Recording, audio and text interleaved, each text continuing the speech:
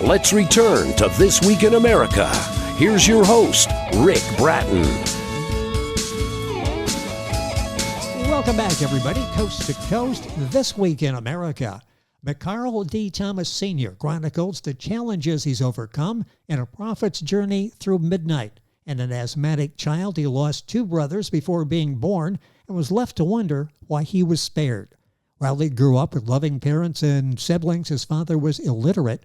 More challenges with loom, none worse than the death of his son Mikey at age 17. His harrowing journey also involved a divorce, a battle with prostate cancer, and contending with the death of his parents. In A Prophet's Journey Through Midnight, he shares the pain of going through so many ordeals and looks back at the obstacles he overcame during 45 years in pastoral ministry. Dr. Thomas is a native of Detroit, graduated from Wayne State University with a BA in Sociology and Speech, obtained a Master's of Divinity from the Interdenominational Theological Center in Atlanta, Georgia, Doctor of Ministry from Boston University School of Theology, and a Master's in Public Administration from the Kennedy School of Government at Harvard University. He is currently serving as senior pastor of historic Ebenezer AME Church in Detroit, Michigan. Mickarl Thomas, author of A Prophet's Journey Through Midnight, joining us on This Week in America. Dr. Thomas, welcome to the program. A pleasure to have you with us. Thank you. I feel honored to be a part of this program.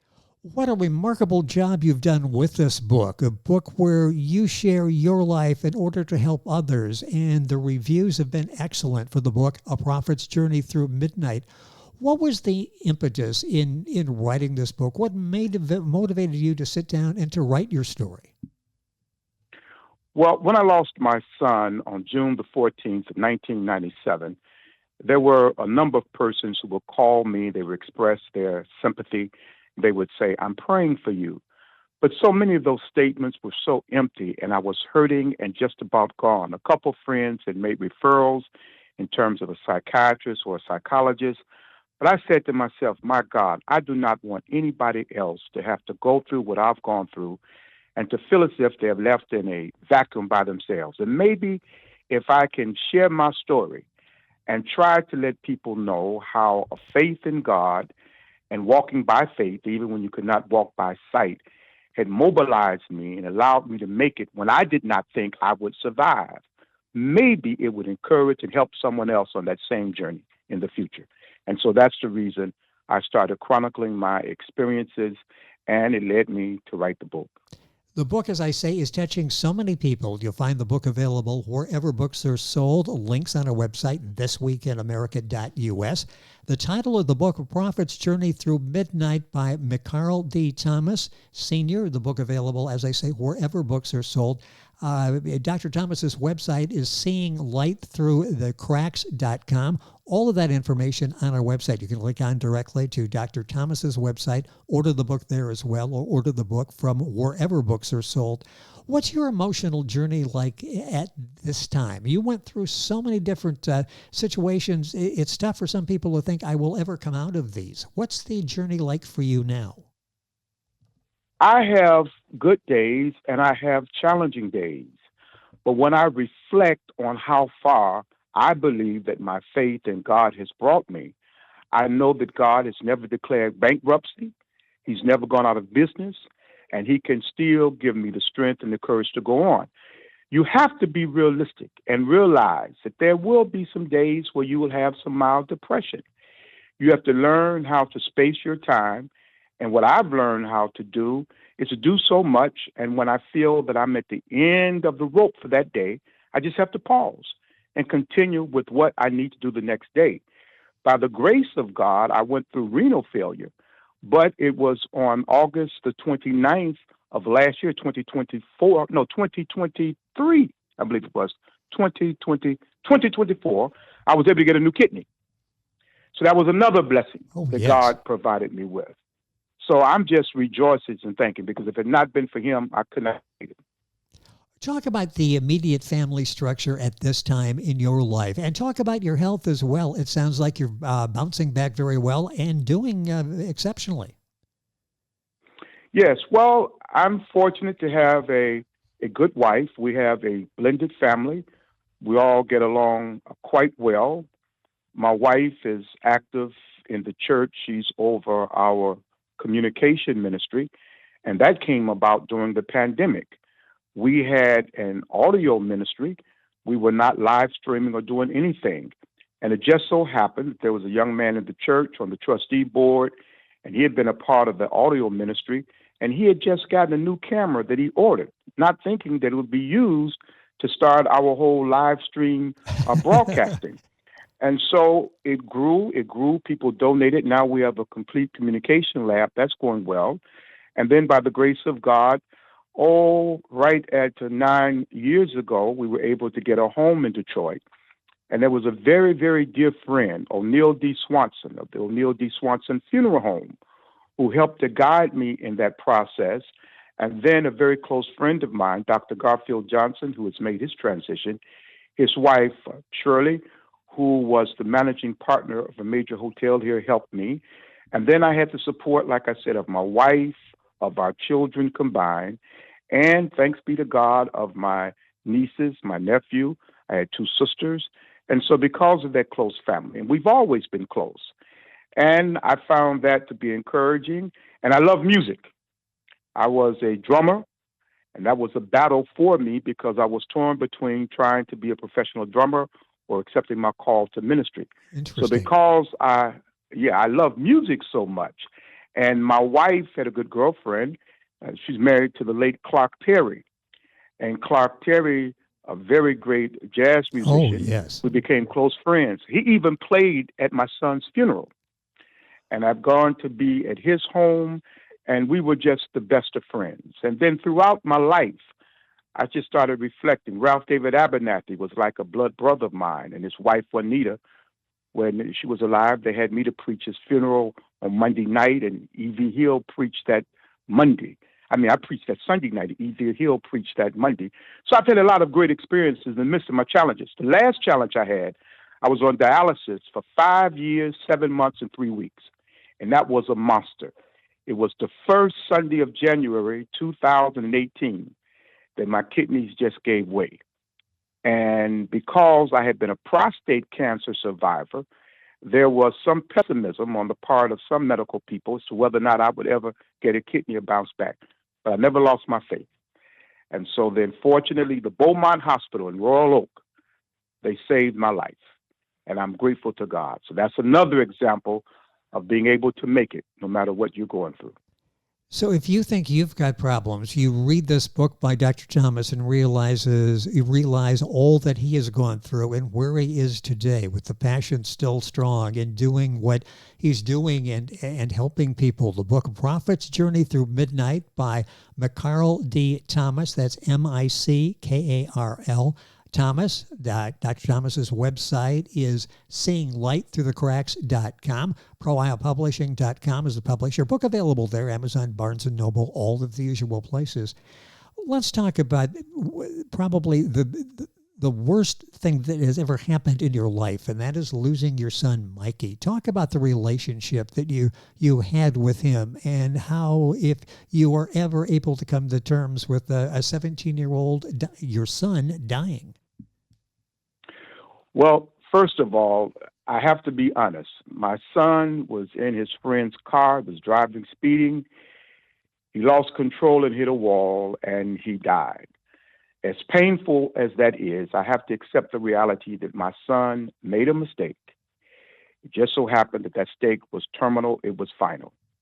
That's the beginning of it. You just have to accept that fact. We were extremely close. He had 2 sisters.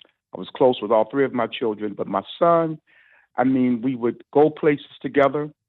When I took him to his first football practice with Pop Warner, many of the things they did there, we had done in our backyard.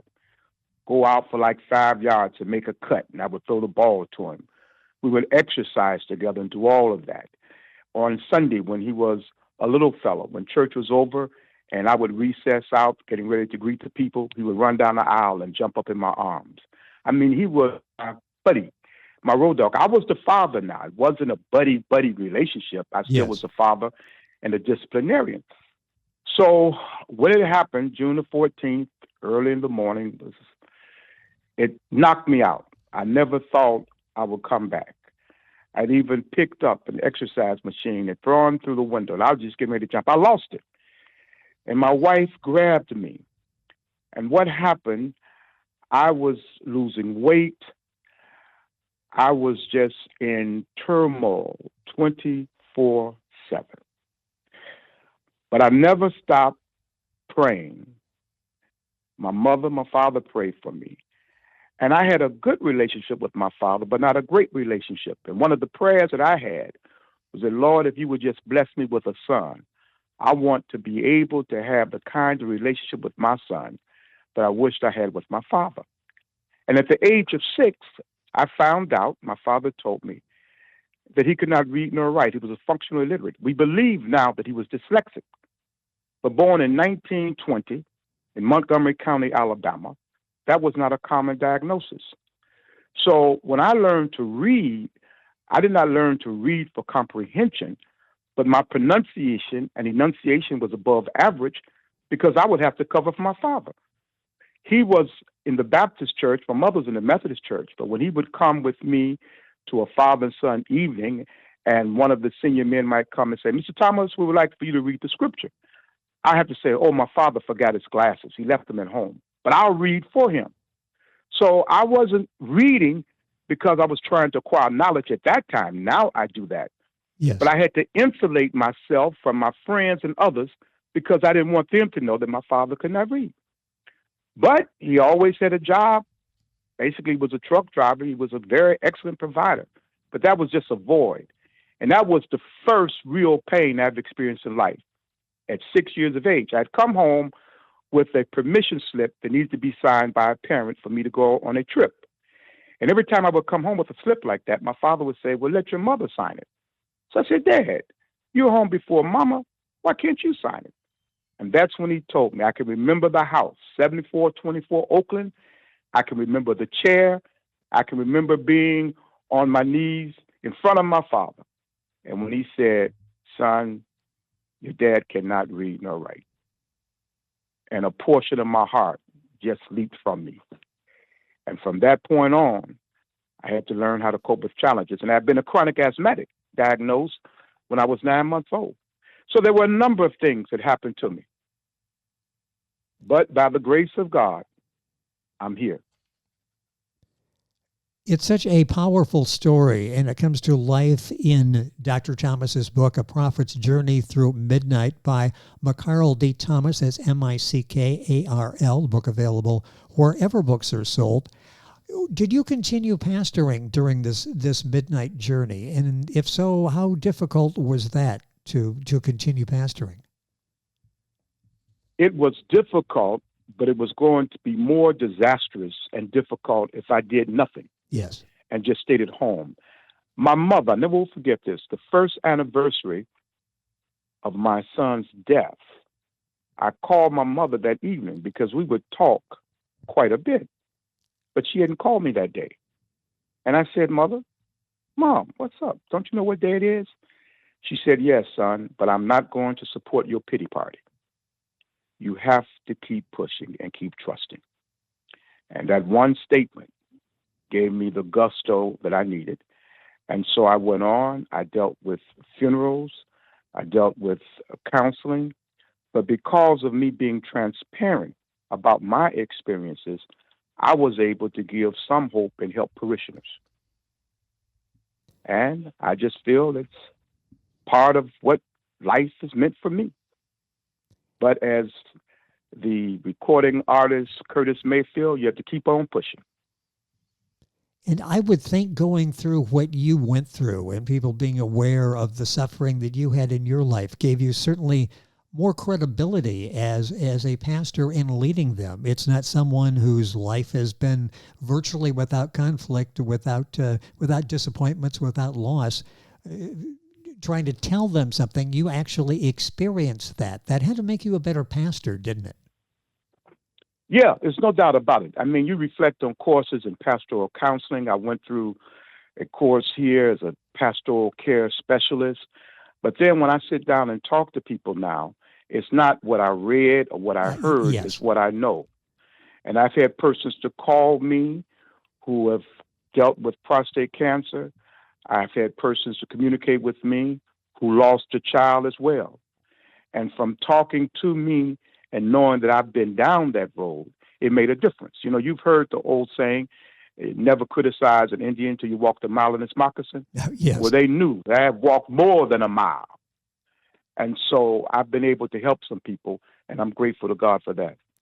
I mentioned in the beginning 45 years in the ministry. Are you preparing to retire, or is this something that you're going to continue? No, as a matter of fact, this year, that's when I was writing that book, but this year is actually my 51st year in the pastoral ministry, and this is my 11th year pastoring Ebenezer AME Church. And the irony is, this is the church where I got started. I was a youth pastor at Ebenezer from 1969 to 72. Then I left to go to seminary, never thought I would be back in Detroit, let alone pastoring. So I am actually ending my ministry where I started. And another significant point is this is my 7th church to pastor. And 7 stands for completion, wholeness. So it's like I've made a complete circle. Yes, and that's such an amazing career that you've had and continue to have in serving people. And I mentioned the historic Ebenezer AME Church. What's that like? The history there, I would think even as many years as you've been there, you look around and it has to be awe-inspiring to know what's happened to people that have gone through that church, the lives that have been touched and saved because of that church. What influence does that church have on you? It's almost like a living structure, isn't it? Yes, well, my father in the ministry, the Reverend Dr. Fred E. Stevens, who actually was born in Kentucky, grew up in Indiana. He was the pastor of the church at that time. We became extremely close. I even have a picture with him holding my son when he was young, and he was almost like a surrogate father. Not only was he the pastor of the church, but then eventually I joined the same fraternity that he was a member of, because the first African-American male that I knew to graduate from college was a man by the name of Walter Crider. And he happened to be in the fraternity that I'm in because I joined that fraternity because Walter Crider was a member of Kappa Alpha Psi. So now in the church itself, this church is over, the denomination itself is over 200 years old, the AME Church, African Methodist Episcopal. This particular church, Ebenezer, is over 150 years old, and we were able to celebrate that anniversary since I have been back. Secondly, this church historically was the first early mega church. This church had, at one time, they had over 3,000 members. This is going way, way back. Yes. And for many years, this church had the #1 budget in the whole denomination. That is no longer the case. Now, that's when the automobile industry was flourishing and everything was different. Now, we're looking at a congregation right a little over 300, but you have had a lot of people to die, people have relocated, and things are just totally different.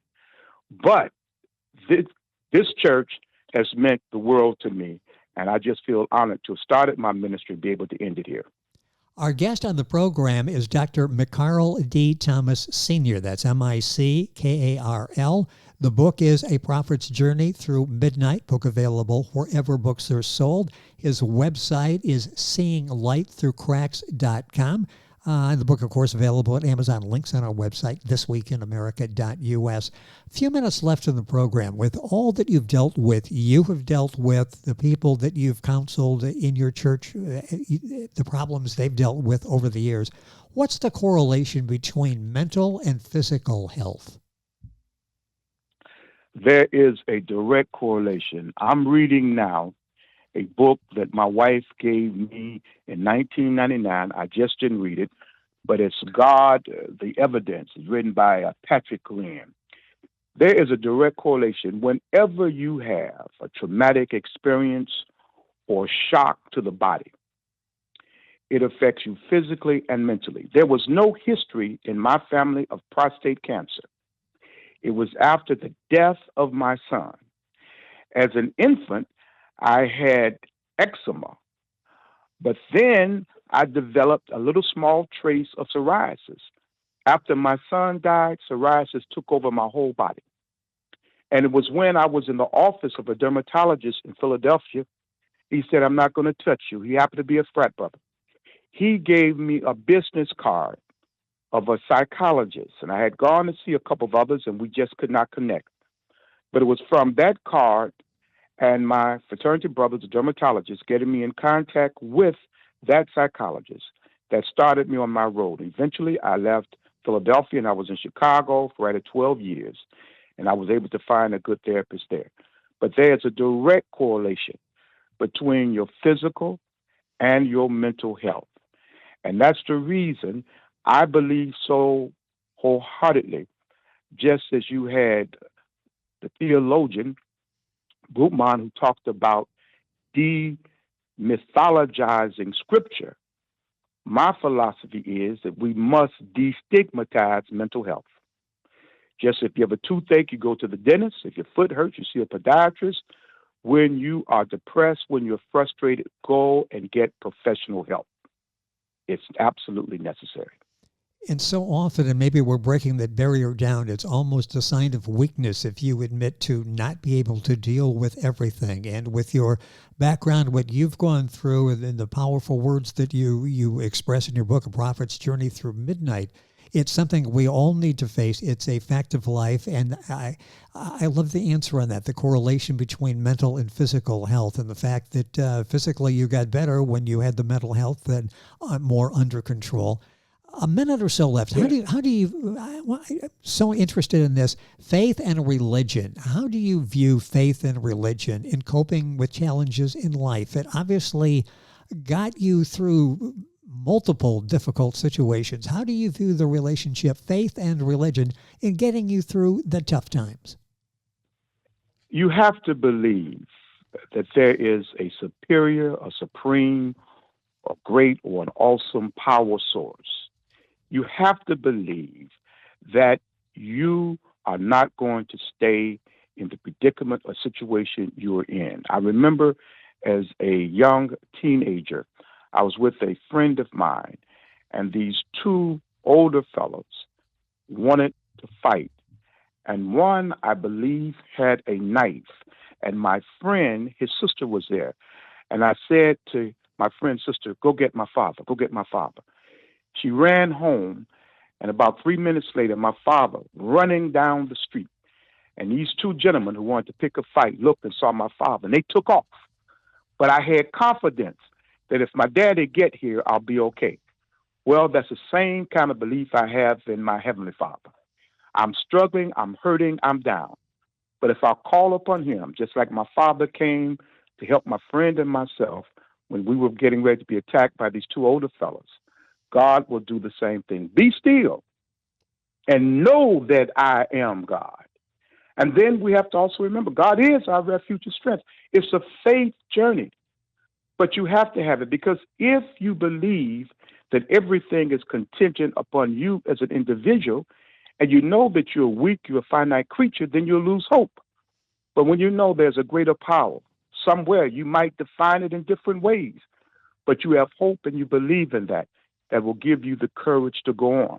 Now, my first church was in Columbus, Georgia, that abuts Fort Benning, the military base. And I would have frat brothers out there, and they would have to go through some rigorous training. And that's the way it is with life. You've got to go through some rough times. But Jesus was honest. Foxes have holes, birds do they have nests, but the Son of Man has no place to lay his head. We've got to be honest and not try to sugarcoat things, but you can make it with the power of the Lord. And that's the only way I've made it, because of the goodness, the grace, and the mercy of an almighty God. Not because I've been good or perfect, but grace and mercy. Walk with me every day. Very meaningful way to end our conversation today with Dr. Mickarl Thomas. The book is A Prophet's Journey Through Midnight. We talked some of the points in the book, so much more. The book is available wherever books are sold. Mickarl D. Thomas Sr., the author, that's Mickarl. The book is available wherever books are sold, published by ProIslePublishing.com. Book available, of course, at Amazon. Information on Dr. Thomas and the book, His website is seeinglightthroughthecracks.com. We'll have all this on our website, thisweekinamerica.us. And I'd like to thank Pro Isle Publishing Services for arranging our conversation today, publishing for everyone, marketing and publishing services for professional authors and aspiring writers as well. Dr. Thomas, a pleasure. Would love to be able to do this again. So much more to talk about. Thank you so much for being with us on the program and sharing your story. And thank you for allowing me to be on your program. It has been our pleasure. The book, once again, is A Prophet's Journey Through Midnight. Dr. Mickarl D. Thomas Sr., the author. His website, seeinglightthroughthecracks.com. All the information and links on our website, thisweekinamerica.us. And we're back on today's program right after these messages. This Week in America is online. You can visit our website, thisweekinamerica.us. Scott Pinkerton, associate producer of This Week in America. Jay Anderson, segment producer. Ben Watson, webmaster. Otto Bechet, director of engineering and TV production. This Week in America produced and is a trademark of Blue Funk Broadcasting, LLC. For information on all of our guests and to listen to this week's show, our website again at thisweekinamerica.us. And I'm Sean Bratton, executive producer of This Week in America.